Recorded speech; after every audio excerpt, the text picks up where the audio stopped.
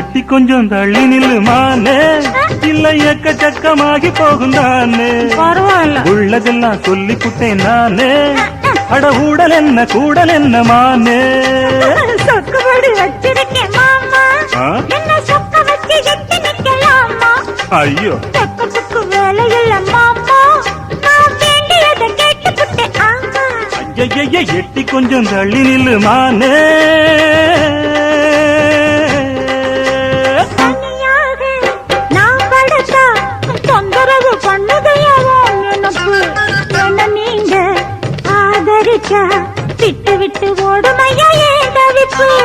அறியாத சின்ன பொண்ணு, அச்சம் கொஞ்சம் நானும் கொஞ்சம் வேணும் அம்மா.